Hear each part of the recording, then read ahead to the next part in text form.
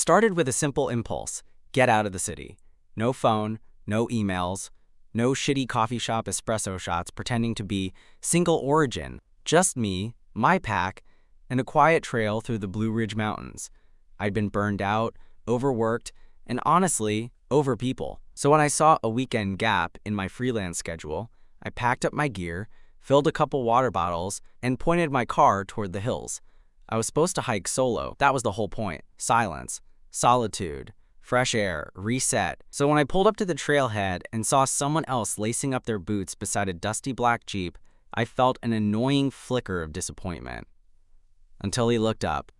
He was maybe around my age, late 20s, early 30s. Messy dark blonde hair, stubble that suggested he'd been on the road a few days, and a t-shirt that clung to his chest in a way that made me pretend not to look. But I definitely looked.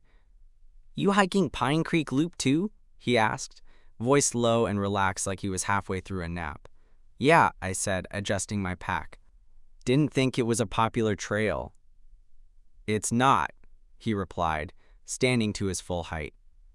"You solo?" I hesitated. I wasn't usually the talk to random strangers in the woods type, but something about his energy didn't feel threatening.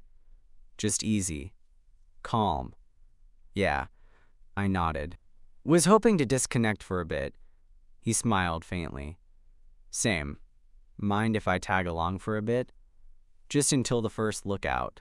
Can't hurt to have an extra set of eyes in case we run into bears." He was joking, but it wasn't a bad idea.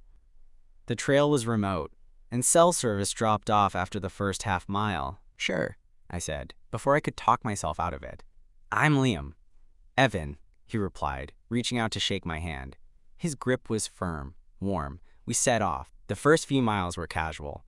The air was still cool, filtered with pine and damp soil. Our boots crunched in sync along the narrow dirt path. Evan didn't talk much, which I appreciated.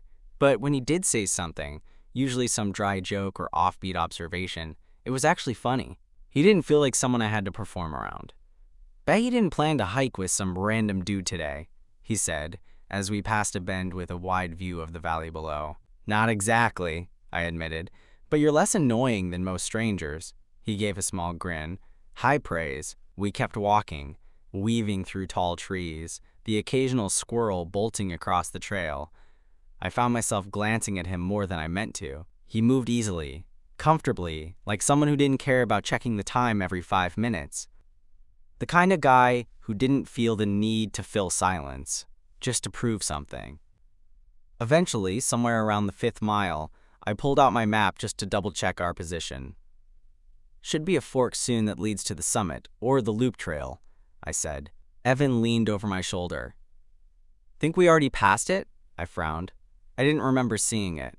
But sure enough, when we backtracked half a mile, we were still on the same narrow path. No fork. "That's weird," I muttered. "Weird like we took the wrong turn?" Evan asked. "Maybe." I pulled out my phone. No signal, just like I expected. I checked my compass, and we kept walking, but the path thinned, narrowing between thick brush and fallen branches. At some point, it just stopped looking like a maintained trail altogether. Evan glanced back at me. "This still look familiar to you?" I paused. "Honestly? No." We stopped. The forest around us was quiet. Too quiet. Even the occasional rustling of birds seemed to have disappeared. The air felt thicker here, still, like the trees had closed in around us while we weren't paying attention. Evan pulled off his pack and ran a hand through his hair. "All right, so we're a little lost." I exhaled, trying not to show how tense I suddenly felt. "Just a little." He gave me a sideways look. "You freaking out?" I shook my head. "Not yet, but I'll let you know if I start." He smirked and dropped down onto a nearby log. "Well, worst case, we survive off protein bars and mild sexual tension." I blinked. "What?" He shrugged. "Kidding. Mostly." My heart thudded in that weird way it does when someone says something that might be flirting. But maybe not. I didn't know this guy. We'd just met. But now we were alone, lost, and the sun was already starting to tilt west. I sat down across from him and looked at the path we came from, if you could still call it that. "So," Evan said after a beat, voice quieter, "you trust me not to murder you in the woods?" I glanced over at him. His posture was relaxed, eyes on the canopy above. I should have been on edge, but I wasn't. "Yeah," I said finally. Weirdly, he looked back at me. Good, because I was about to say the same thing about you. The wind rustled the trees above us. Somewhere in the distance, a bird finally called out again. And just like that, I realized this hike was going to be a lot more complicated than I expected. The moment we admitted we were lost, something shifted. Not panic, at least not yet, but a kind of mutual understanding. We weren't getting back to the trailhead anytime soon. Evan stood up first and slung his backpack over one shoulder. "All right, we've got maybe 3 hours of daylight. Let's find a spot to regroup." I nodded, brushing some dirt off my hands. The trail, or what used to be the trail, was barely a suggestion now, overgrown and winding in ways that made no sense. We picked a direction that at least seemed downhill. Worst case, it would lead us to a stream or a service road. Or another trail, hopefully. "I still think we just missed a marker," I said, pushing aside a low-hanging branch. "Some idiot probably pulled it down. Or it was never there," Evan said behind me. "Some trails aren't marked as well as they should be, or the map's out of date." That's comforting," he laughed softly. "You want comforting. You should have gone to a spa." We walked in silence for a while after that, the sun slipping lower, light slanting between the trees. The forest was beautiful in that almost haunting way, everything tall and quiet and older than both of us combined. I could hear our boots on the soft earth, the occasional crack of a twig beneath our feet, but otherwise, it was just us. Eventually, we found a small clearing beside a rock outcrop, a wide, flat patch of mossy ground that at least gave us some breathing room. We both dropped our packs. "Let's call this Plan B base camp," Evan said, pulling out his water bottle. "We can camp here if we have to." I checked my phone again. Still nothing. I wasn't expecting a miracle, but the quiet dread in my chest grew a little heavier. I had told my sister I'd be back by Sunday night. No one knew exactly where I was, just that I was hiking. My own damn fault. "You all right?" Evan asked, noticing the look on my face. "Yeah," I said automatically, then hesitated, just realizing I've never actually been lost before. He sat down on a nearby rock, stretching out his legs. "First time for everything. For what it's worth, you're handling it better than most people would. You don't even know me." "I've got a decent read on people," he said. "City guy, judging by your boots, clean until about an hour ago. You packed smart though, and you're not spiraling. That's something." I raised an eyebrow. "What about you?" He smirked. "Ex-army. Used to doing dumb things in the woods. This barely registers." That explained the calm, and probably the physique too. "Okay," I said. "Then what's the smart move here?" Evan looked around, scanning the tree line. "We stay put for a bit, save energy, set up camp early. If we don't find the trail again before sundown, we'll start a slow backtrack in the morning. Worst case, we follow water downhill. It usually leads to a road or a ranger station." I sat beside him, letting the quiet settle. "You always hike with strangers?" I asked after a moment. He gave me a sideways glance. "Only the handsome ones." My throat caught a little, but I played it off. "Right, so I'm the exception." "No," he said, his tone playful but more direct than before. "You're the reason." I stared at him for a second, not sure if he was being serious. His face didn't give much away. The kind of guy who lets his words hang in the air and waits to see how you'll react. I looked away first, trying not to smile. "Careful, people might think you're flirting." "Wouldn't be the first time." We stayed like that for a while, sitting shoulder to shoulder on the rock. The sun kept dropping, painting everything in golds and reds. Eventually we got up and started setting up camp. Between the two of us, we had one small tent and 2 sleeping bags. No firewood nearby worth gathering, too damp from recent rain, but we had camp stoves and a couple extra thermal layers. It wasn't ideal, but we'd make it through the night.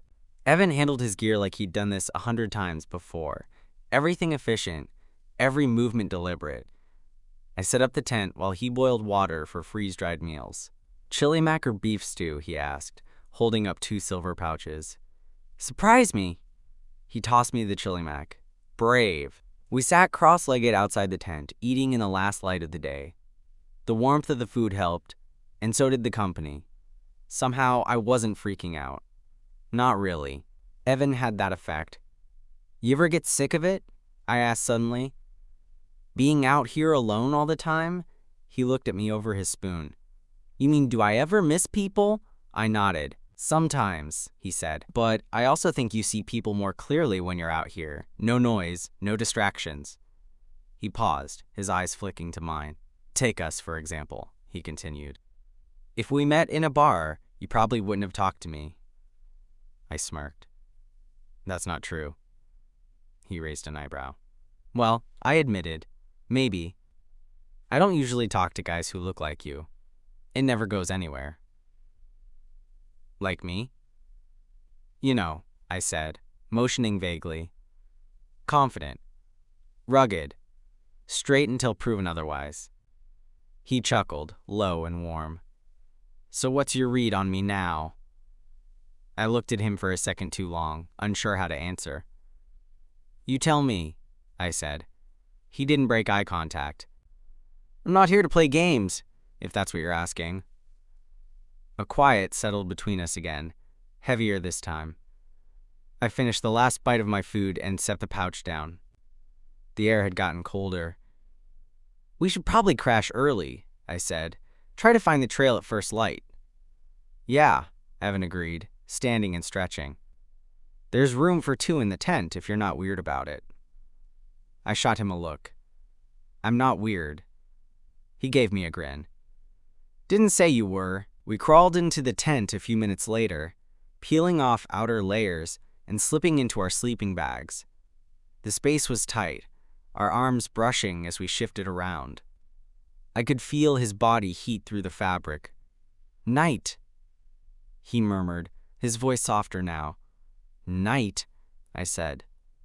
But it took a long time to fall asleep. I kept thinking about what he'd said. About clarity, about not playing games, about how 2 strangers, lost in the woods, had somehow become something else in less than a day. And just before I drifted off, I felt it. Evan's arm brushing against mine, not by accident this time. Not entirely. I woke up before the sun, not fully rested. My back ached from the uneven ground, and the cold had crept into the tent through the night. But something else had stirred me. A pressure against my side, gentle but unmistakable. Evan.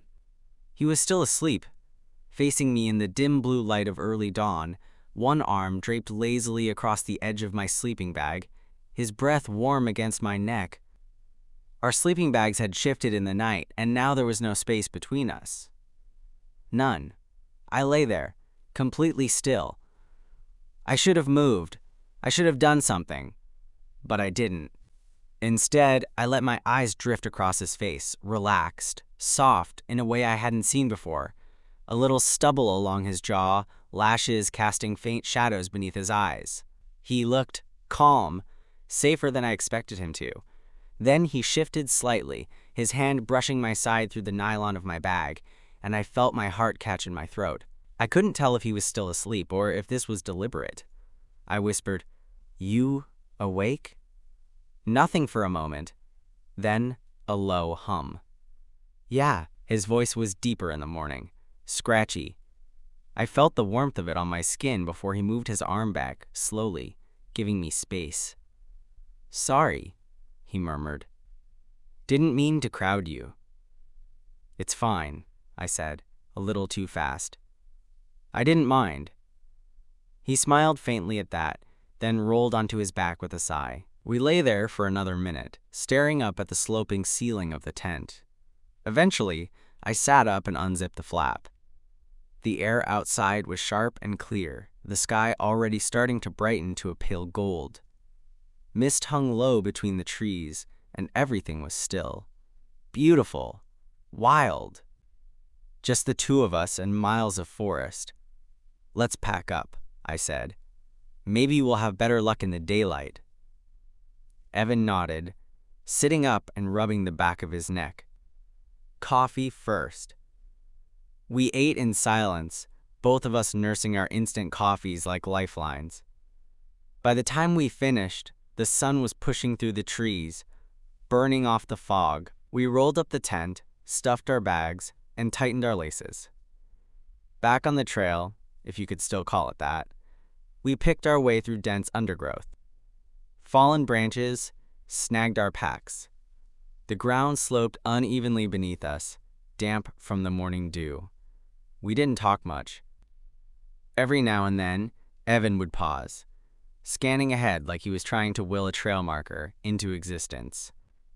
After about 2 hours of slow hiking and dead ends, I finally stopped, wiping sweat off my forehead. "This isn't working," Evan turned to me. "We're not going in circles." "That's something." "We're not going anywhere either." He stepped closer, close enough that I felt the heat radiating from his skin. "You trust me?" I looked up at him, unsure how to answer. "I don't know," I said honestly. "I want to." His mouth twitched. "That's fair." He turned, eyes following the slope of the mountain. "All right, let's try west. If we can find running water, we follow it. That's how we get out of here." I didn't argue, not because I agreed, but because I wanted to see where following him would take me. We hiked for hours. At some point, I stopped watching the sun and started watching him instead. His broad shoulders as he moved ahead of me. The way he pushed branches aside like he'd done it 1,000 times. The way he kept glancing back to make sure I was still close. It wasn't until we heard the distant sound of rushing water that our pace quickened. We followed the sound downhill, stumbling over rocks and roots, until we reached a narrow creek winding through a ravine. "We follow this," Evan said, crouching to refill his bottle. "It'll lead somewhere." I filled mine too, hands shaking a little from fatigue. We were both sweaty, shirts sticking to our backs, but we smiled. It was something, a way forward. The creek led us deeper into the woods, and by mid-afternoon, we stopped in another small clearing to rest. Evan pulled off his shirt, letting it hang over a branch to dry, and lay back in the grass, arms behind his head. "You okay?" he asked, glancing up at me. I nodded, even though my feet were killing me. Tired. "But yeah." He patted the ground beside him. "Come on, rest for a bit." I sat down next to him, then lay back, staring at the canopy above. Birds fluttered somewhere overhead. I could feel the rise and fall of his chest just inches from mine. I turned my head. He was already looking at me. I didn't know what to say. I don't think I needed to. "I wasn't planning on this," I said finally. "Any of it." "Getting lost?" he asked. "No," I said. "You." That made him smile, not his usual sarcastic smirk, something real. "I wasn't planning on you either," he said, "but here we are." His eyes flicked to my mouth, just for a second, and then he leaned in. It was slow, careful. His lips brushed mine like he was testing the idea, like he was giving me every second to pull away. But I didn't. I leaned into it, kissed him back. There in the middle of nowhere, sweaty and scratched up and absolutely lost, I kissed a stranger I barely knew. And for the first time since we lost the trail, I didn't care about finding it. I didn't expect the kiss to feel that easy. But there it was. His mouth warm against mine, our bodies sun-drenched and flushed from the hike, surrounded by nothing but trees and the quiet rush of water nearby. It wasn't urgent or messy. It didn't feel like a mistake. It just felt like something that had been waiting to happen. When we finally broke apart, Evan didn't move away. His forehead leaned gently against mine, his breath still close enough to stir the air between us. "Well," he said, his voice low, amused. "Guess that answers the question." I laughed under my breath. What question? Whether or not the tension was all in my head. It wasn't, I figured, he said, leaning back again, arms folded behind his head like we hadn't just shifted everything between us. You were definitely flirting. You started it, I muttered. He grinned, not denying that. We lay there in silence, the sounds of the forest filling in the gaps. Birds called above us, and somewhere downstream a branch cracked and fell into the water. I stared up at the leaves overhead, still catching my breath, not just from the kiss, but from everything that came before it. The getting lost, the long silences, the strange calm of being with someone who felt familiar, even though we'd just met. You all right? Evan asked after a while. Yeah, I said. Just trying to figure out what this is. We don't have to figure it out right now. I turned my head toward him. That easy for you? He shrugged. No, but it's easier to be honest out here. I thought about that for a second. About how different everything felt with no phones, no social media, no expectations. Just two guys who happened to find themselves in the same place, at the same time, with the same question hanging in the air. I didn't say anything.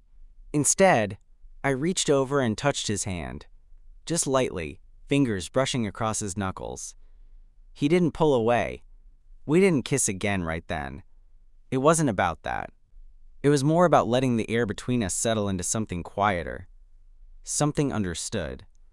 Eventually, we packed up and kept walking, following the creek through the woods. The sun dipped low by late afternoon, and we knew we'd need to stop again before it got too dark. We found a second clearing a little higher up, on drier ground, where we could see the sky more clearly. As we set up the tent, our movements felt different. Slower. Less about survival, more about being close. His hand brushed mine when he passed me the stakes. His voice was softer. He looked at me longer. That night, we didn't pretend there was space between us. We both climbed into the tent after dinner, unzipped our bags, and pulled them together like one big cocoon.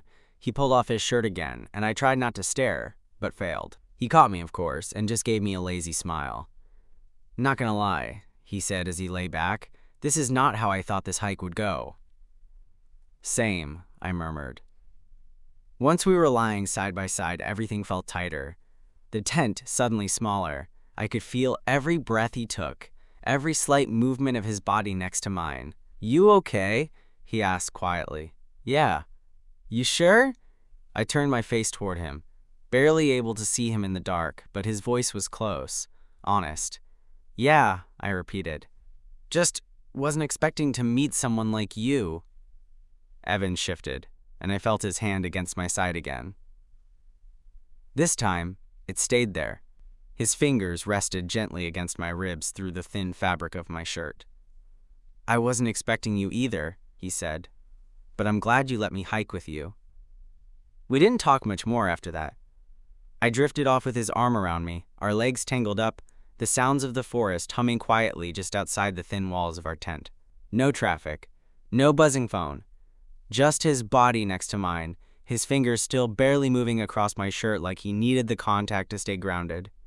And in the middle of nowhere, lost but not afraid, I finally felt like I was exactly where I was supposed to be.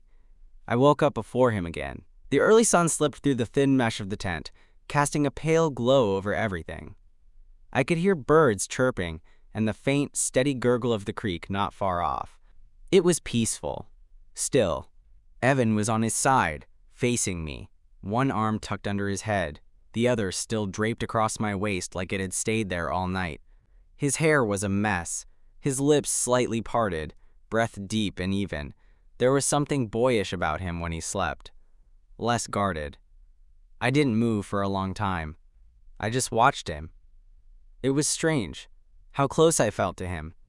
We hadn't known each other for more than 2 days, and yet there was an intimacy there, one that had crept in while we weren't paying attention.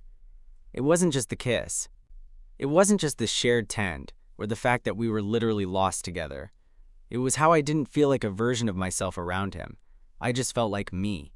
Eventually, Evan stirred. His eyes fluttered open, squinting against the light, and his hand tightened slightly around my side. "Mornin'," he mumbled, voice still thick with sleep. "Hey," I whispered back. He blinked at me for a second, then smiled. It was slow and genuine and a little crooked. "We're still in the woods," he said, voice groggy. "Yeah, still lost." "Well," he said, stretching one leg out inside the sleeping bag, "there are worse people to be lost with." That shouldn't have made my heart do what it did, but it did. We stayed there for another minute, maybe two, just letting the day settle in around us. No rush. No pressure. But eventually, the practical part of me kicked in. "We should move," I said. "We need to make real progress today." "Agreed," he said, finally letting go of me and sitting up. No more detours. We ate quickly, packed up camp, and got back to the creek. Evan led again, following the water downhill, scanning for any sign of a crossing or path. I was behind him, boots squelching in the muddy edges, watching the way the muscles in his back shifted under his shirt with each step. We didn't talk much that morning. The mood was different. Not bad, but weightier. Like something unspoken hung between us now. Something we weren't quite ready to say out loud yet. After an hour of hiking, we reached a fork in the creek. One path veered hard west, deeper into the woods. The other seemed more open, flatter, and if I squinted, I thought I saw something. A break in the trees. Evan stopped. "What do you think?" "I think." I took a few steps ahead, narrowed my eyes. "I think that's a trail. Or a road, maybe." He came up beside me, his hand brushing lightly against my lower back as he leaned forward to look. His touch was barely there, but it still made my skin buzz. "Yeah," he said. "Could be." We followed the opening, pushing through a patch of overgrown weeds and climbing up a small embankment.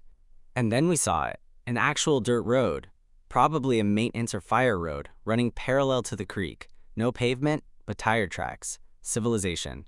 Evan let out a low whistle. "Hell yes," I exhaled, relieved.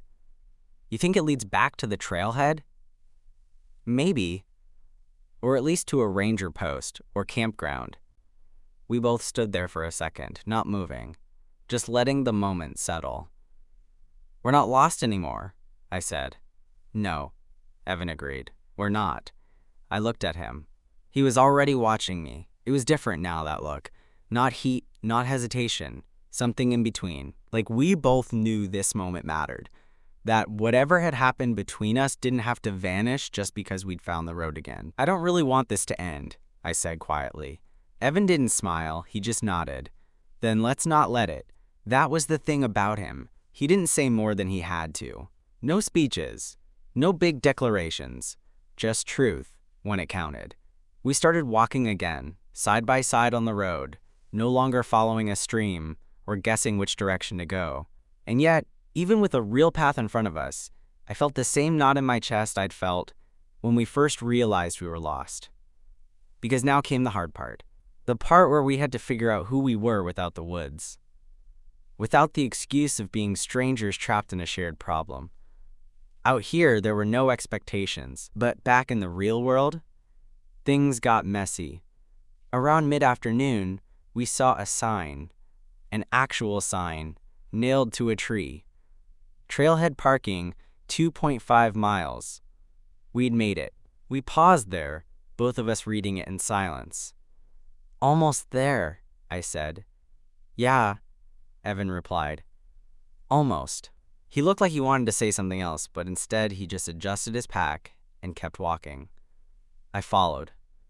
But my thoughts were already racing ahead. It was strange how heavy the last 2.5 miles felt. You'd think it would have been a relief. After all that wandering, the guessing, the quiet tension, we finally knew where we were going. The trail was obvious now, wide and dry, dotted with occasional signs that reassured us every half mile. But neither of us talked much. I think we both knew what that last stretch meant, the end of the in-between space we'd been living in. Out there, with no signal and no clocks, It had been easy to let something new start. But now, with cell towers in real life waiting just around the corner, it wasn't going to be so simple.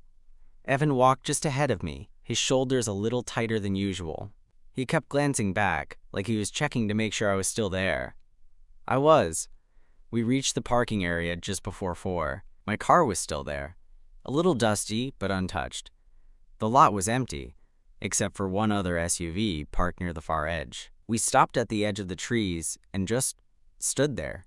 There was this invisible line between the forest and the lot, like once we stepped over it, something was going to change. No more sleeping bags, no more shared silences, no more leaning in, brushing fingers, watching each other like we were trying to memorize the shape of something temporary. Evan was the first to speak. "You want to drive?" I nodded. "Yeah. My phone should work again once we're out of the valley." We walked to the car in silence. I unlocked it, tossed my pack in the back, and turned to him. He hadn't moved. He was standing by the passenger door, staring out at the trail behind us like he was already missing it. "Hey," I said quietly. "You okay?" He looked over. "Yeah. Just thinking." "About?" He leaned against the car, arms folded loosely. "About what happens now." I didn't answer right away. I'd been thinking the same thing since we first saw that road sign. "You mean us?" I asked finally. He nodded. I stepped a little closer. "I don't know, but I want to find out." Evan looked up at me, and there was something in his eyes, something cautious but open. "Back home, I don't," he started, then hesitated. "I don't really do this. Not like this." "You mean relationships?" He shrugged. "I've dated, but mostly it's casual. I don't really let people in." "Why me?" He let out a soft breath. "I don't know. Maybe because we were stuck together. Or maybe because you didn't try to be anything. You just were." I smiled, small and tired. "You weren't exactly trying either." That's what I liked. He looked away again, then back. "I live in Asheville, not far from here. You?" "Charlotte. Couple hours." Evan nodded like he was doing the math in his head. Then, quietly, he said, "Do you want this to be just a lost in the woods thing?" I stepped close enough that my hand brushed his. "No, I don't." He exhaled, like he'd been holding his breath for hours. "Good," he said. "Me neither." I touched his hand, just a light squeeze, and we stood like that for a second longer before I opened the passenger door and nodded toward it. "Come on, let's go get something that isn't freeze-dried." He gave me a tired smile. "God, yes, I want a burger. And a beer. You've earned it," I said, sliding into the driver's seat. We pulled out of the lot, tires crunching on gravel, and started winding down the mountain road. After a few turns, I heard the familiar buzz of a notification on my phone. "Service." I glanced at Evan. "Back to reality." He didn't look at his phone, he was just watching the trees pass by. "I'm not in a rush," he said. "Reality can wait a little longer." We stopped at a diner about 30 minutes later. Some small-town place with a faded red sign and a parking lot full of trucks. No one looked at us twice. We ordered burgers, fries, and beer. Evan devoured his like he hadn't eaten in weeks, and when he caught me watching, he grinned with his mouth full. I liked him even more in that moment. After we paid, we stood outside by the car, neither of us really eager to say goodbye. "I don't have plans this weekend," he said casually, like it wasn't the thing he'd been working up to for the last hour. "If you're up for a drive." "I'd make the drive," I said just as casually. His face softened. "Cool." Then, more quietly, "I wasn't just into you because we were alone. You know that, right?" I nodded. "I know." He stepped forward and kissed me. Less careful this time, less testing. It was simple and real, and it made my whole chest ache in the best way. "I'll text you," he said, pulling back. "I'll text you first." I smirked. He shook his head with a grin, opened the door to his Jeep, and looked over his shoulder one last time before climbing in. And just like that, the stranger I met at a trailhead was no longer a stranger. He was something else now. Something real. 3 weeks passed before I saw Evan again. We texted almost every day after the hike. At first it was simple stuff. Photos of healing blisters, dumb jokes about protein bars, screenshots of weather apps saying, "Perfect hiking weather," just saying. But somewhere around week 2, the texts got longer, realer. He started telling me about his job, his weird neighbor with the rooster, his childhood in Missouri. I started telling him about my family, my freelance clients, the parts of myself I usually only showed when I felt really safe. The transition from 2 guys in the woods to 2 guys navigating whatever this was felt oddly natural. We didn't force anything, but neither of us backed away either. By week 3, he asked, "You coming down Friday? I'll cook." So I drove to Asheville. His apartment was small but warm, plants everywhere, a record player in the corner, a shelf filled with books that made me grin, trail guides, poetry, cookbooks, old sci-fi. When he opened the door, he was barefoot, holding a kitchen towel, something sizzling on the stove behind him. "You made it," he said like he wasn't sure I really would. Of course I did. Dinner was casual. Pasta, wine. We sat on his couch afterward, legs stretched across each other, the TV playing quietly in the background while we talked about everything and nothing. At some point, his hand found mine again, just like it had in the woods. But this time, there was no tent, no creek, no fog or birds or looming question of survival. This was just life. We kissed again on his couch, longer this time, less hesitant. His hand cupped the side of my face like he didn't want me to pull away. I didn't. Later, in his bed, it wasn't about closeness. It was about closeness. We fell asleep, facing each other, legs tangled, his hand resting lightly on my chest like it belonged there. When I woke up the next morning, he was already up, making coffee in the kitchen. "You snore," he called. "No, I don't." "Like a chainsaw," he said, leaning on the doorframe, mug in hand, a grin tugging at his lips. "But it's kind of charming." I rolled my eyes. "You're lucky you're cute." He laughed and crossed the room, sitting on the edge of the bed, handing me my coffee. His eyes were still sleepy. His hair stuck up in 3 directions. And he was beautiful. "You know," he said quietly, "we're not lost anymore." I looked up at him, fingers wrapping around the warm mug. "No," I said, "we're not." There was no dramatic declaration, no candlelit confession, just a simple fact, something that had grown, slow and steady, from a hike that went off course. That night in the tent, I hadn't known what came next. Now I did, a second visit.